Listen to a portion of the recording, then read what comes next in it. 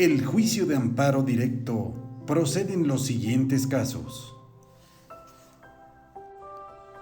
Contra todas las resoluciones que pongan fin al juicio, llámese sentencias definitivas o laudos, que hayan sido dictadas por tribunales judiciales, administrativos, agrarios o laborales, y que la violación se haya cometido en ellos, o que durante el procedimiento afecte las defensas de la parte quejosa, trascendiendo al resultado de la resolución.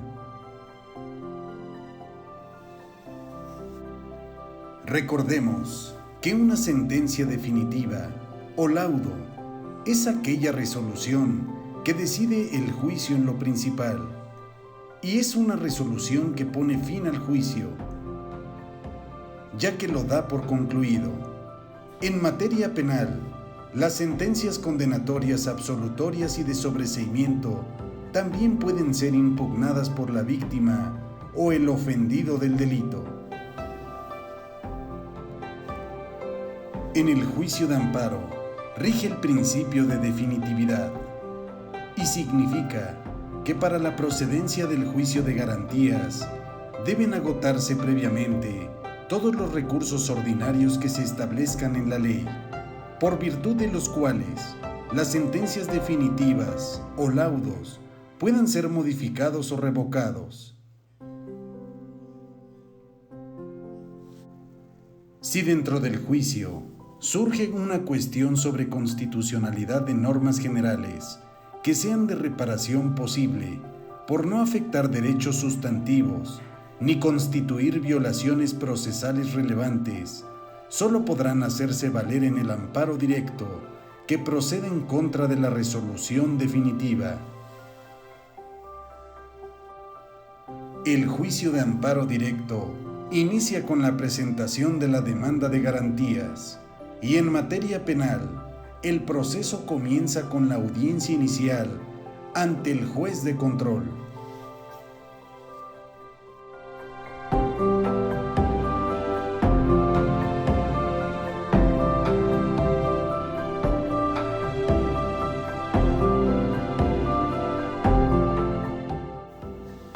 El juicio de amparo directo también procede contra sentencias definitivas y resoluciones que pongan fin al juicio, dictadas por tribunales de lo contencioso administrativo, cuando éstas sean favorables al quejoso, para el único efecto de hacer valer conceptos de violación en contra de normas generales aplicadas.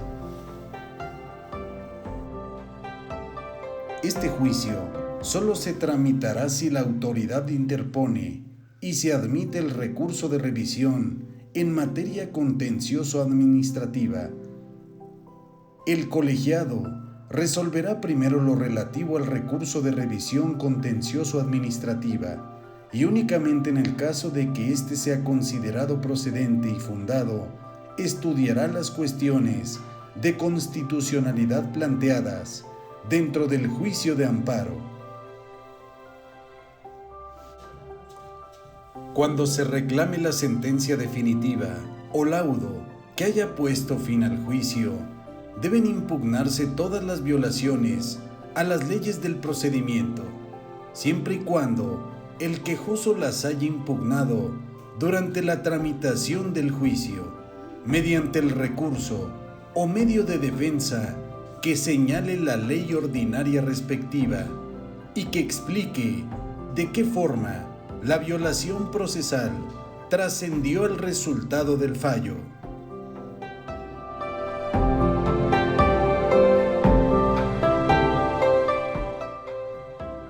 La ley establece que ello no será exigible en amparos que afecten derechos de menores, incapaces, el estado civil de las personas, el orden o estabilidad de la familia, los ejidatarios, comuneros, trabajadores, núcleos de población ejidal o comunal, y quienes por sus condiciones de pobreza o marginación se encuentren en clara desventaja social para emprender el juicio, ni en los de naturaleza penal, promovidos precisamente por el inculpado, Dicha exigencia tampoco será requisito cuando se alegue que la ley aplicada o aquella que se debió de aplicar en el acto procesal sea contraria a la Constitución o a los tratados internacionales. Las violaciones a las leyes del procedimiento causan indefensión en el curso mismo del juicio.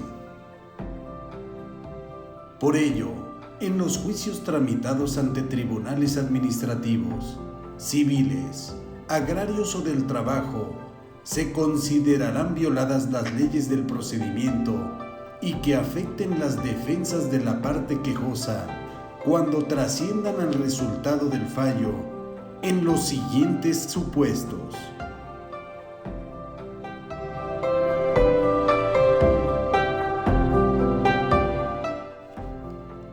Cuando el quejoso no haya sido citado al juicio o sea citado en forma distinta a la prevista en la ley.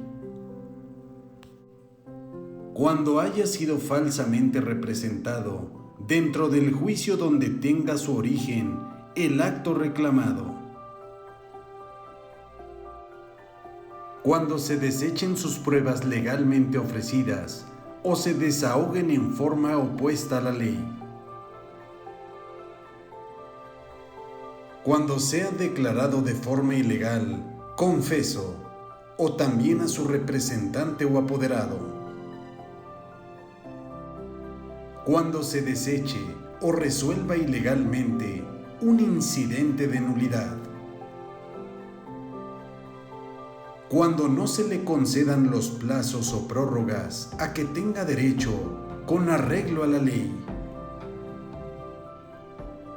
Cuando sin su culpa se reciban sin su conocimiento las pruebas ofrecidas por las demás partes. Si medió solicitud y no se le muestren documentos o piezas del expediente para poder alegar sobre ellas. Cuando se le desechen recursos respecto de providencias que afecten partes sustanciales del procedimiento, que produzcan estado de indefensión. Cuando se continúe el procedimiento después de haberse promovido una competencia o la autoridad impedida o recusada continúe conociendo del juicio. Cuando tenga verificativo el desarrollo de cualquier audiencia sin la presencia del juez, o que se practiquen diligencias judiciales en forma distinta a la legal.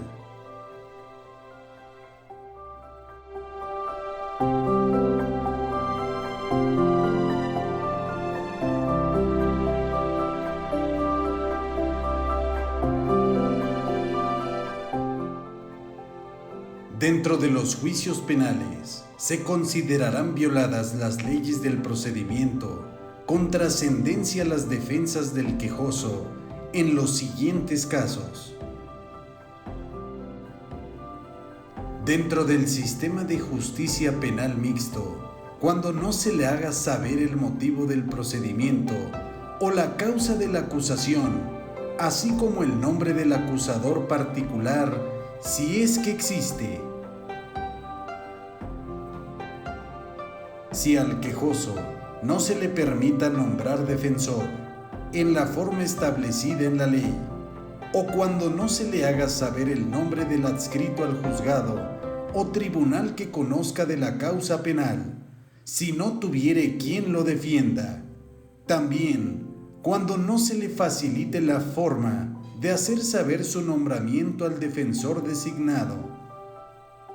De la misma forma, cuando se le impida comunicarse con él o que su defensor lo asista en alguna diligencia del proceso, o cuando habiéndose negado a nombrar defensor, sin manifestar expresamente que se defenderá por sí mismo, no se le nombre un defensor de oficio.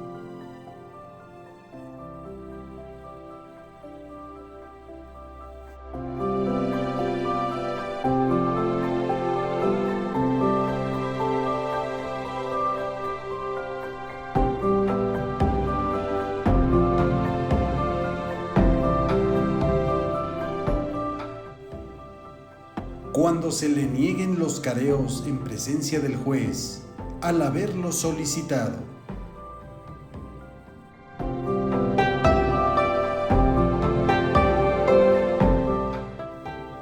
Cuando el juez no actúe con secretario judicial o con testigos de asistencia, o se practiquen diligencias en forma distinta a la legal.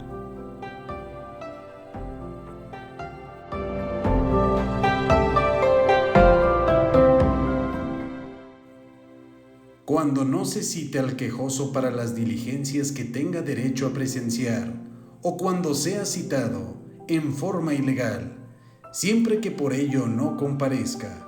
También cuando no se le admita en el acto de la diligencia o cuando se le coarten en ella los derechos que la ley le otorga.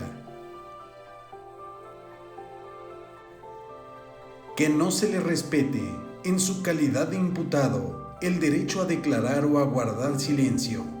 La declaración del imputado puede obtenerse mediante incomunicación, intimidación, tortura o sin presencia de su defensor, y ello también constituirá una violación a las leyes del procedimiento. De la misma forma, cuando el ejercicio del derecho a guardar silencio se utilice en su perjuicio. Cuando no se le reciban las pruebas que ofrezca legalmente o cuando no se reciban con arreglo a derecho.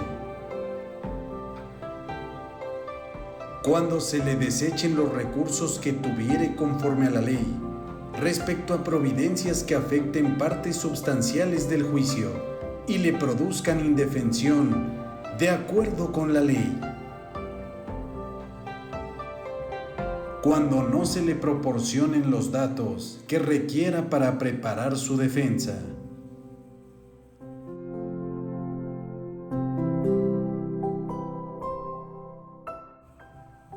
Cuando sea celebrada la audiencia de derecho sin la asistencia del agente del Ministerio Público, a quien le corresponda formular la requisitoria, sin la del juez que deba fallar, o la del secretario o testigos de asistencia que deban autorizar el acto, así como su defensor. Cuando la sentencia se funde en la confesión de la parte reo, si estuvo incomunicado antes de otorgarla o si se obtuvo mediante intimidación, tortura o cualquier otra forma coactiva. También cuando la resolución definitiva se funde en diligencia cuya nulidad establezca la ley de forma expresa. Cuando seguido el proceso por el delito determinado en el auto de formal prisión, el quejoso sea sentenciado por diverso delito. No puede ser considerado que el delito es diverso si en el que se exprese en la sentencia solo se difiere en grado del que haya sido materia del proceso, tampoco cuando se refiera a los mismos hechos materiales, objeto de la averiguación, siempre que en este caso el Ministerio Público haya formulado conclusiones acusatorias, cambiando la clasificación del delito efectuada en el auto de formal prisión o de sujeción a proceso, y que el quejoso hubiere sido escuchado en defensa sobre la nueva clasificación durante el juicio.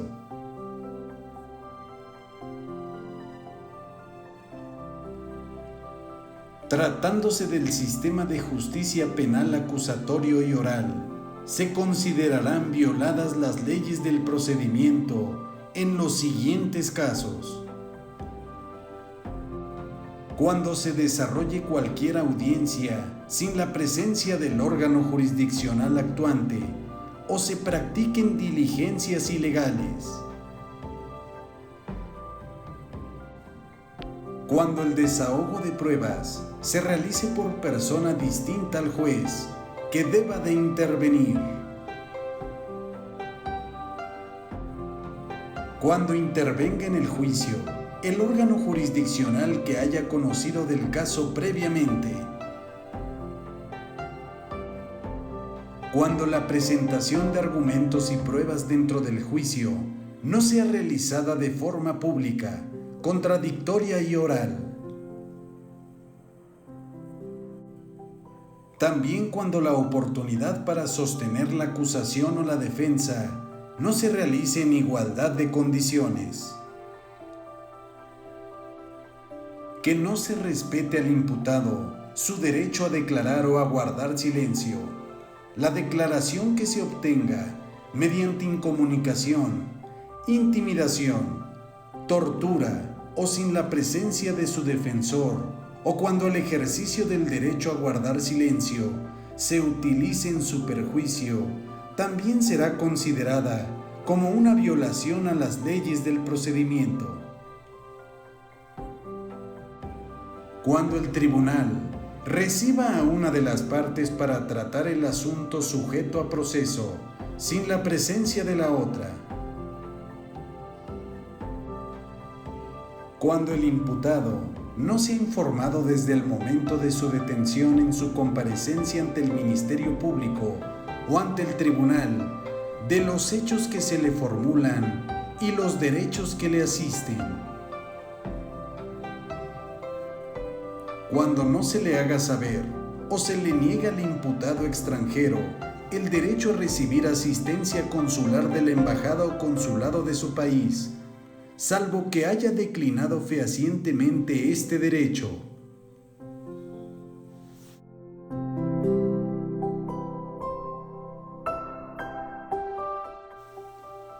Cuando no se le reciban al imputado las pruebas pertinentes que ofrezca o no se reciban con arreglo a derecho, no se le concede el tiempo para el ofrecimiento de pruebas o no se le auxilie para obtener la comparecencia de las personas de quienes ofrezca su testimonio. Cuando el inculpado no sea juzgado en audiencia pública por un juez o tribunal, salvo que se trate de casos de excepción precisados en la ley. Cuando no se le faciliten todos los datos que solicite para su defensa y que consten en el procedimiento, o sea restringida la defensa al acceso a los registros de investigación. Ello cuando se encuentre detenido o se pretenda recibirle declaración o entrevista.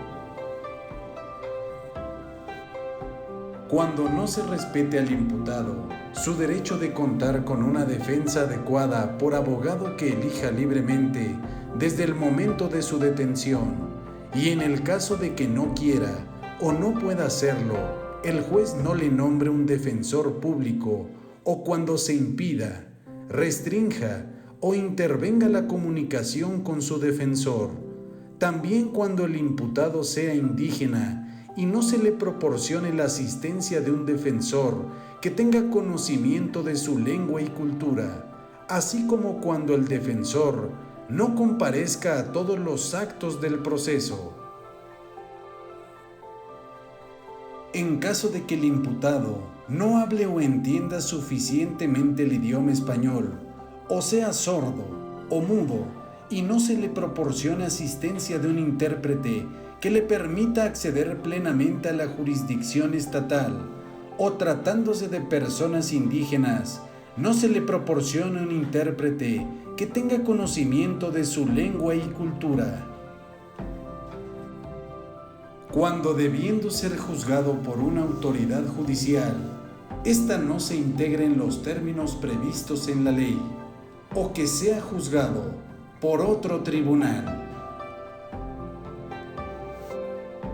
También cuando no se le permita al quejoso interponer los recursos que en los términos de ley se prevea respecto de providencias que afecten partes sustanciales del juicio que le produzcan indefensión.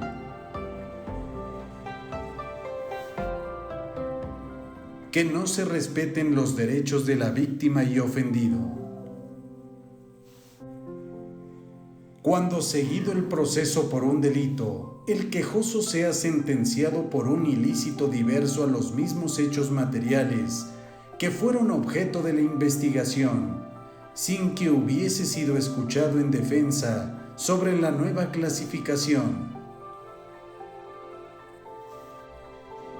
No se considera que el delito es diverso cuando el que se expresa en la sentencia solo difiere en grado del que haya sido materia del juicio, o bien sea el resultado de la reclasificación jurídica del delito en los términos del Código Nacional de Procedimientos Penales.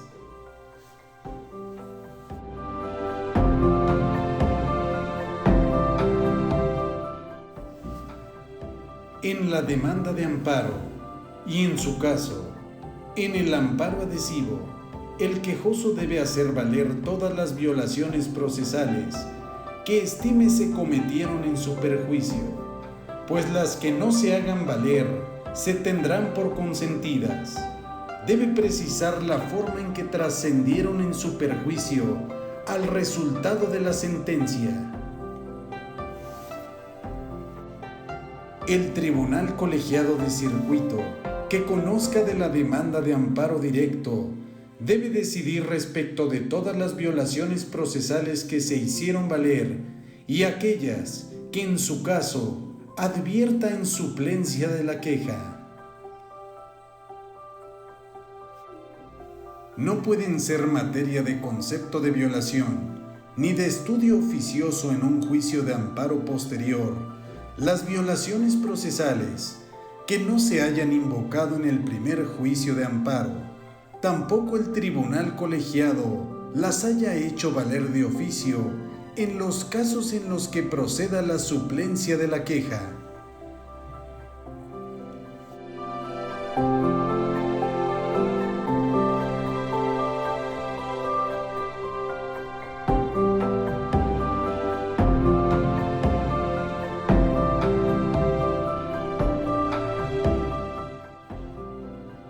Los requisitos de toda demanda de amparo directo que deba formularse por escrito son los siguientes: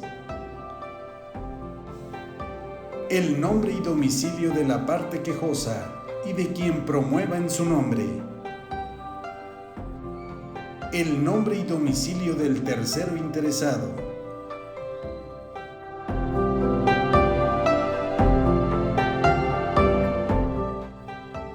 la autoridad responsable, el acto reclamado.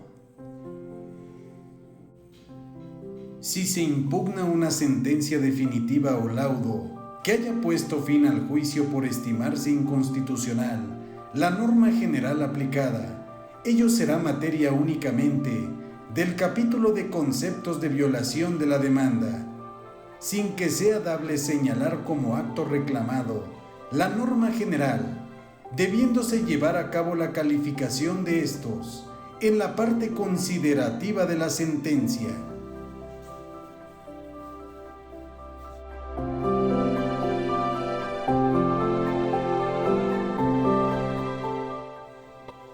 La fecha en que se notificó el acto reclamado al quejoso, o aquella en que se hubiere ostentado sabedor o haya tenido conocimiento del mismo.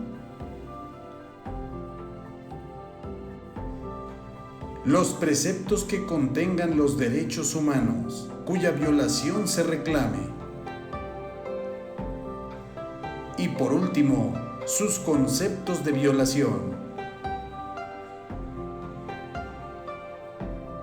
La demanda de amparo directo debe presentarse por conducto de la autoridad responsable, anexando copia para cada una de las demás partes. La presentación de la misma ante autoridad distinta de la responsable no interrumpirá los plazos que para su promoción establece la ley de amparo.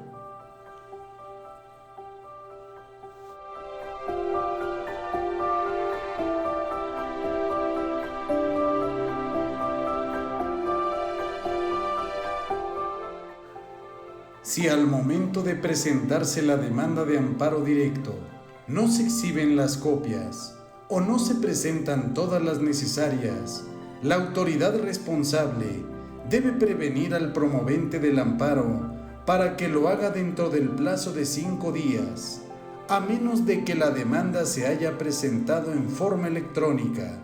Si transcurre este plazo sin haber subsanado la omisión, remitirá la demanda con el informe relativo al Tribunal Colegiado de Circuito y su presidente la tendrá por no presentada.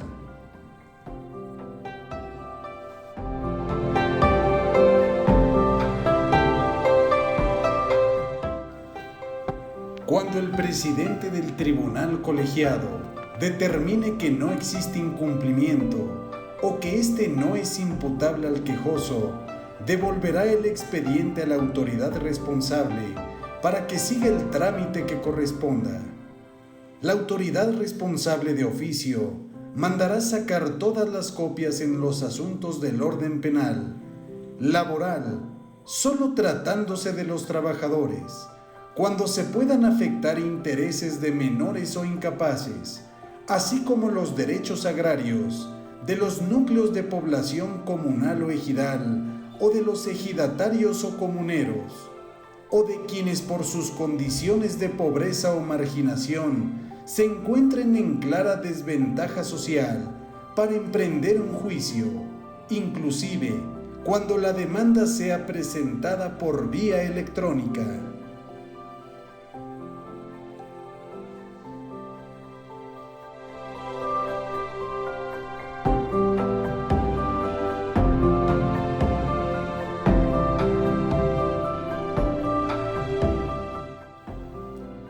Al presentarse la demanda de amparo directo ante la autoridad responsable, ésta, dentro del plazo de 5 días, contados a partir del siguiente al de la fecha en la que fue presentada, deberá certificar al pie de la demanda la fecha de notificación al quejoso de la resolución reclamada, la de su presentación y los días inhábiles que mediaron entre ambas fechas.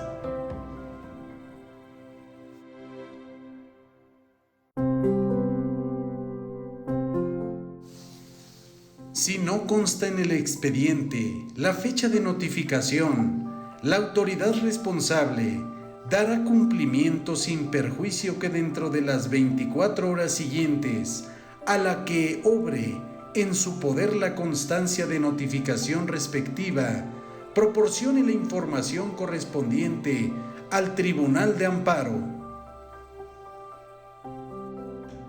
Inmediatamente después, la autoridad responsable deberá ordenar que se corra traslado al tercero interesado en el último domicilio que haya designado para escuchar notificaciones en los autos del juicio de origen o en el que señale la parte quejosa.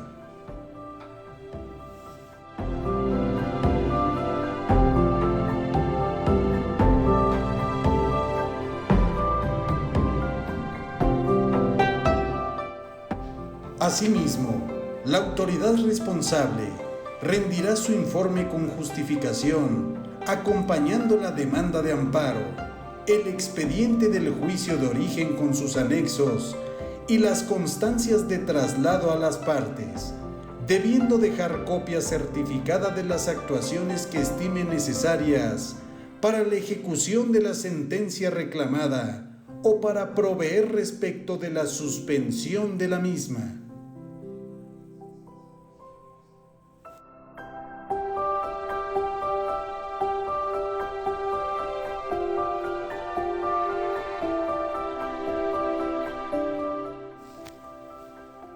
En el sistema procesal penal acusatorio, deberá acompañarse un índice cronológico del desahogo de la audiencia en la que se haya dictado el acto reclamado, indicándose el orden de intervención de cada una de las partes.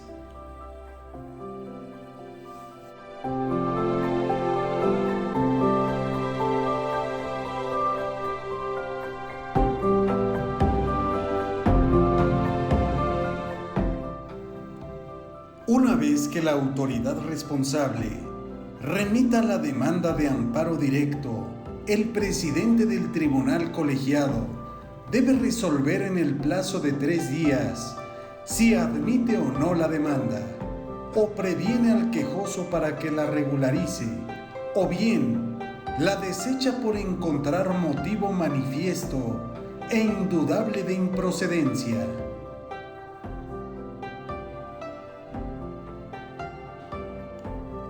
Al encontrar irregularidades en el escrito de demanda de amparo directo, por no haber satisfecho los requisitos de forma, el presidente del tribunal colegiado señalará al promovente un plazo que no deberá de exceder de 5 días para que subsane las omisiones o corrija los defectos precisados en la providencia relativa.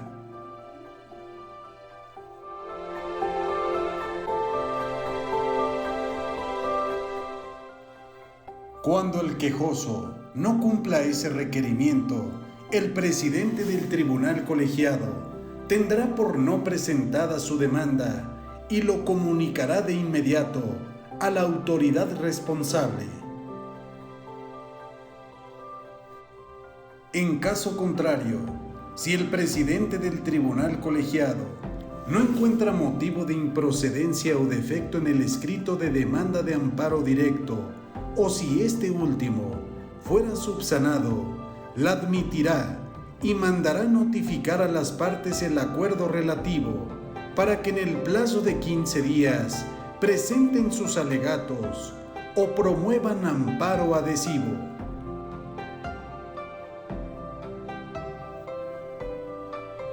El amparo adhesivo puede interponerse por aquella parte que haya obtenido sentencia favorable en el juicio de donde emana el acto reclamado, y aquella que también tenga interés jurídico en que subsista el mismo acto. El amparo adhesivo debe tramitarse en el mismo expediente y se resolverá en la misma sentencia. La presentación y trámite del amparo adhesivo se regirá en lo conducente por lo dispuesto para el amparo principal y seguirá la misma suerte procesal de éste.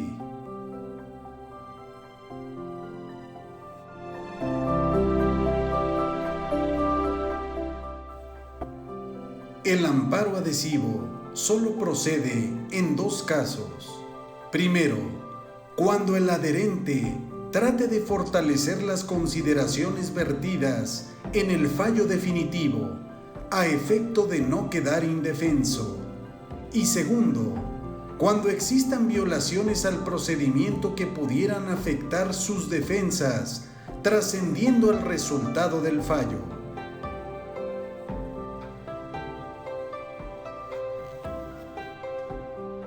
En el amparo adhesivo, los conceptos de violación deben encontrarse encaminados a fortalecer las consideraciones de la sentencia definitiva, laudo o resolución que haya puesto fin al juicio y que determinaron el resolutivo favorable a los intereses del adherente, o bien a impugnar las que concluyan en un punto decisorio que le perjudique.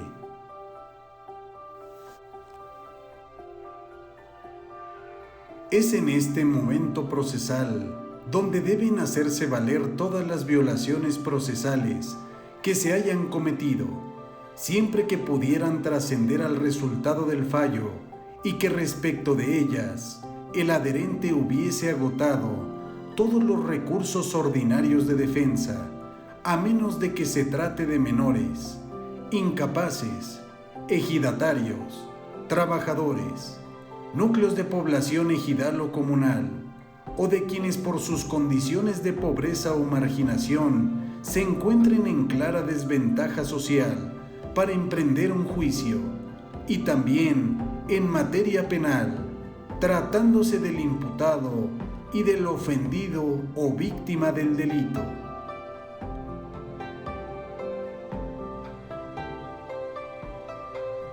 Al interponerse la demanda de amparo adhesivo, se debe correr traslado a la parte contraria para que exprese lo que a su interés legal convenga. La falta de promoción del amparo adhesivo hará que precluya el derecho de quien obtuvo sentencia favorable para alegar posteriormente violaciones procesales que se hayan cometido en su contra, siempre que haya estado en posibilidad de hacerlas valer. El tribunal colegiado debe procurar resolver integralmente el asunto para evitar en lo posible la prolongación de la controversia, respetando la lógica y las reglas fundamentales que norman el juicio de amparo. Una vez hecho lo cual, y dentro de los 3 días posteriores, el presidente del tribunal colegiado turnará el expediente al magistrado ponente, que por turno corresponde elaborar el proyecto de resolución dentro de los 90 días siguientes, y el auto de turno hará las veces de citación para sentencia.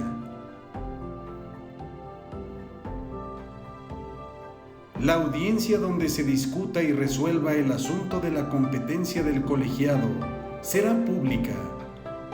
La lista de los asuntos que deban verse en cada sesión se publicará en los estrados del tribunal cuando menos 3 días antes de la celebración de aquella, sin contar el de la publicación ni el de la sesión.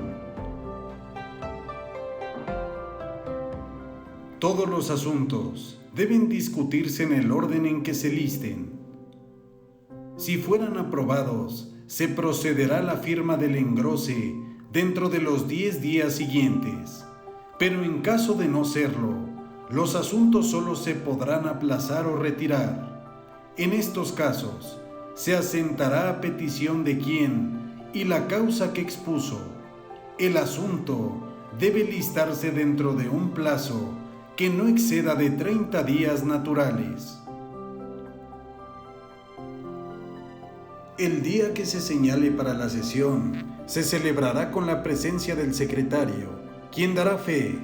El magistrado ponente dará cuenta de los proyectos de resolución. El presidente del tribunal colegiado pondrá a discusión cada asunto. Se dará lectura a las constancias que señalen los magistrados y, encontrándose suficientemente debatido, se procederá a su votación. Inmediatamente, el presidente hará la declaración que corresponda y el secretario publicará la lista en los estrados del tribunal. La resolución se tomará por unanimidad o por mayoría de votos. Si resulta ser por mayoría de votos, el magistrado que no se encuentre conforme con el sentido de la resolución deberá formular su voto particular dentro del plazo de 10 días siguientes al de la firma del engrose. En este voto se expresará cuando menos sucintamente las razones que lo fundamentan. Transcurrido este plazo, sin que se haya emitido el voto particular, se asentará razón en autos y se continuará el trámite correspondiente. Cuando no se ha aprobado el proyecto, pero el magistrado ponente acepte las adiciones o reformas propuestas en la sesión, se procederá a redactar la sentencia con base en los términos de la discusión. Si el voto de la mayoría de los magistrados es en sentido distinto al del proyecto, uno de ellos redactará la sentencia. En estos casos, el plazo para redactar la sentencia será de 10 días, debiendo quedar en actuaciones constancia del proyecto original.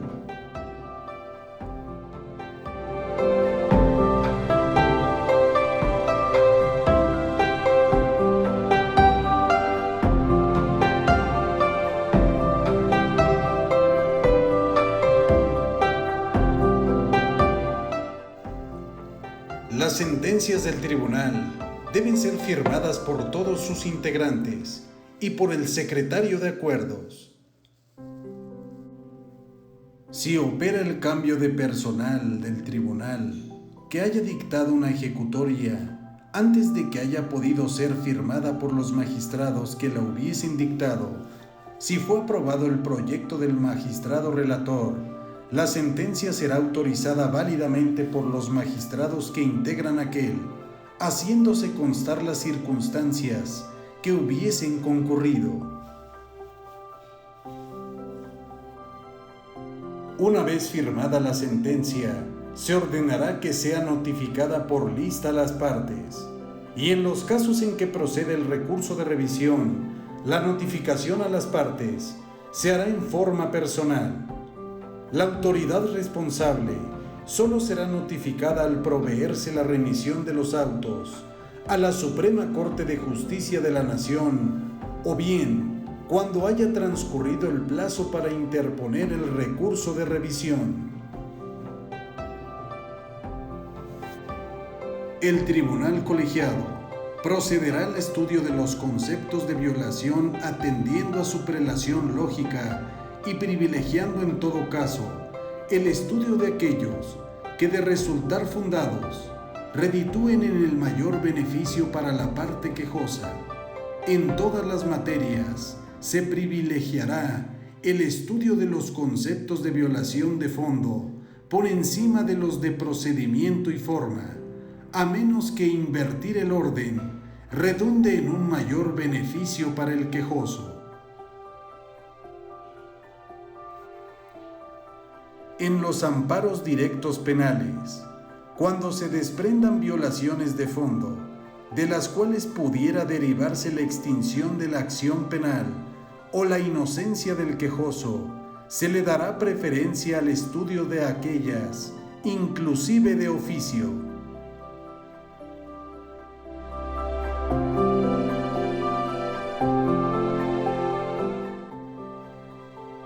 Con la presentación de la demanda de amparo directo ante la autoridad responsable, ésta deberá de decidir, dentro del plazo de 24 horas, a partir de la solicitud, sobre la suspensión del acto reclamado y los requisitos para su efectividad.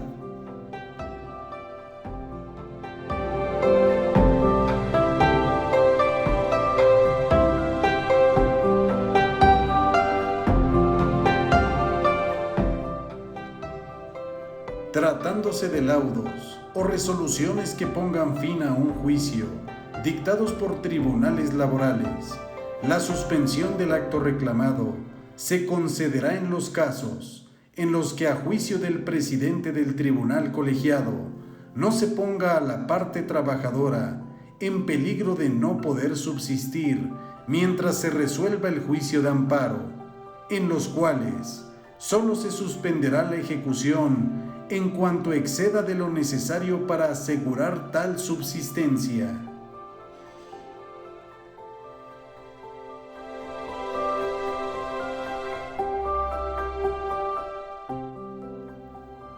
Y al tratarse de juicios del orden penal, la autoridad responsable, con la sola presentación de la demanda de amparo directo, ordenará suspender de oficio y de plano la resolución reclamada.